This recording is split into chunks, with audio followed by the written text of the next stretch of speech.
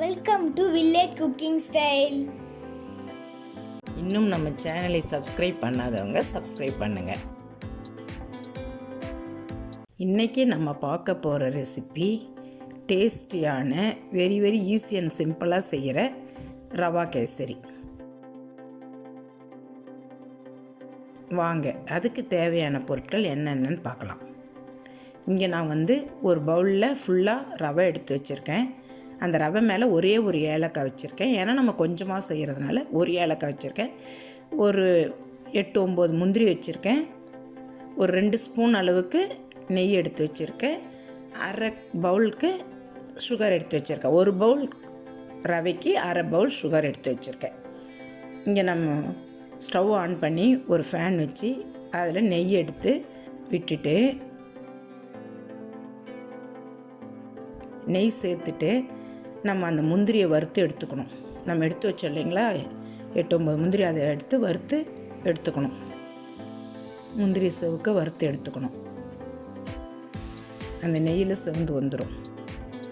இப்போ நான் ஒரு பவுலில் முந்திரி எடுத்து வச்சுக்கிட்டேன். அதே கடாயில் நம்ம எடுத்து வச்சோம் இல்லைங்களா, அந்த ரவையை கொட்டி நம்ம அந்த நெய்யில், இது ரோஸ்டட் ரவை தான் இருந்தாலும் நம்ம ஒரு டைம் வறுத்தா நல்லாயிருக்கும். நெய்யில் நான் வறுத்து விடுறேன். வறுத்து இதையும் லைட்டாக வறுத்து எடுத்துக்கணும். இப்போ வறுத்து எடுத்து ஒரு பிளேட்டில் வச்சுட்டேன்.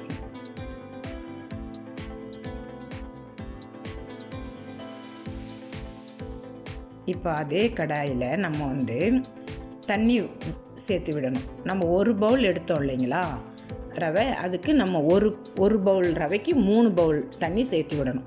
நான் இப்போ 3 பவுல் தண்ணி இதில் சேர்த்து விட்டுடுறேன்.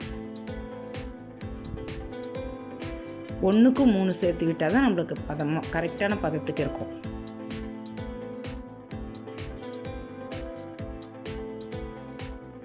இப்போ தண்ணி நல்லா கொதிக்க ஆரம்பிச்சிடுச்சு பாருங்கள். இப்போ நம்ம ஸ்டவ்வை ஸ்லோ ஃப்ளேமில் வச்சுக்கிட்டு நம்ம வறுத்து எடுத்து வச்ச ரவையை கொஞ்சம் கொஞ்சமாக கொட்டி நம்ம கிளறி விடணும். கட்டி பிடிக்காமல் கிளறணும். நம்மளுக்கு கட்டி சேர்ந்துடக்கூடாது. இப்போ நான் எல்லா ரவையும் அதில் சேர்த்துட்டேன் பாருங்கள். கட்டி பிடிக்காத கலர்றேன் பாருங்கள். ஸ்லோவாக கொட்டி அதுக்கப்புறம் மொத்த ரவையும் கொட்டி இது மாதிரி நம்ம லோ ஃப்ளேம்லேயே வச்சு நம்ம கிளறி விடணும். இப்போ நம்மளுக்கு நல்லா வெந்து வருது பாருங்கள்.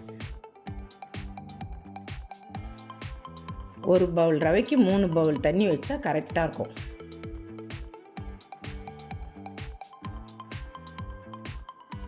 இப்போ நம்மளுக்கு ரவை வெந்து வருது. இப்போ நம்ம எடுத்து வச்ச அந்த ஒரு ஏலக்காவும் அதில் சேர்த்து விட்டுட்டு சுகர் அதில் சேர்த்து விடுறேன். அரை பவுல் சுகர் எடுத்து வச்சோம் இல்லைங்களா, அதையும் நான் அதில் சேர்த்து நல்லா கிளறி விடணும்.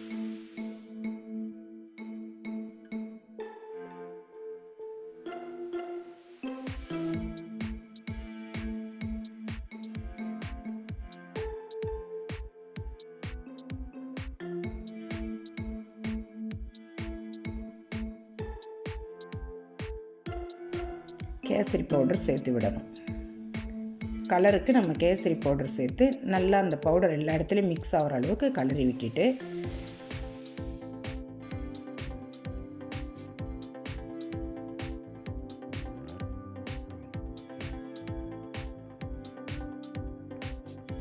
இந்த ஸ்டேஜில் நம்ம வறுத்து வச்ச முந்திரியை அதில் சேர்த்து விடணும்.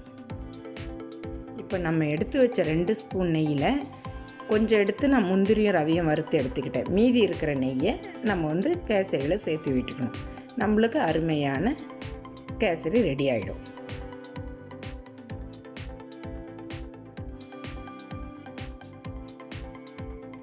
இப்போ கரெக்டான பதத்துக்கு கேசரி வந்துடுச்சு.